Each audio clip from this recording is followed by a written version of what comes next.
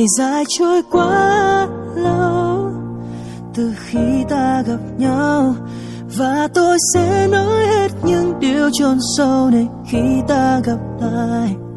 Đường dài ai đã đi, mở ra hy vọng mới, và tôi sẽ cất bước tiếp trên con đường này khi ta gặp lại. Một ngày khi ta gặp lại.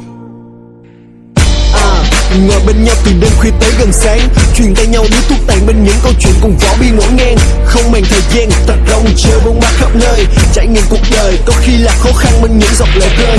Đã bao lần ta cùng dìu nhau đứng lên sau những lần vấp ngã, bởi đằng sau những nụ cười ta luôn trải qua sự vất vả.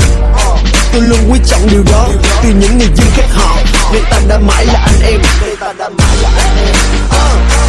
Qua bao gian khó, luôn luôn bên nhau như anh em sinh ra trong một gia đình. Chắp cánh tay trên cao giữa muôn vì sao soi sáng mỗi con đường, mãi đưa nhau đi khắp bốn phương.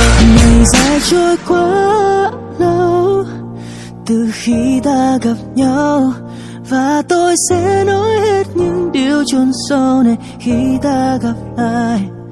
Đường dài ai đã đi, mở ra hy vọng mới, và tôi sẽ cất bước tiếp trên con đường này khi ta gặp lại.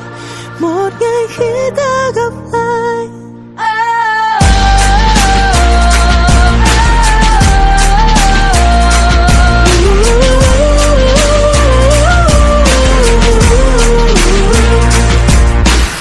Dù cho con đường này chỉ còn lại một bóng người, thì kẻ ở lại hãy cứ sống trọn với những niềm tin và nụ cười, để viết tiếp lên những tấc thơ, để hoàn tất đi những giấc mơ, để những thứ ta vẫn còn dự định cùng nhau làm sẽ không phải dang dở. Cảm ơn đời đã ban cho tôi những người anh em tốt, đã ở bên sẻ chia ngọt bùi gắn kết cùng nhau làm một. Ta sẽ không bao giờ quên những ngày tháng năm đó, từ những người dân khác họ, nay ta sẽ mãi là anh em. Qua bao gian khó, luôn luôn bên nhau như anh em sinh ra trong một gia đình. Chắp cánh tay trên cao giữa muôn vì sao soi sáng mỗi con đường, mãi đưa nhau đi khắp bốn phương. Hãy để tia sáng soi đường đi, giữ mãi những kỷ niệm không thể quên. Và dù cho đi đến đâu, hãy luôn như ban đầu.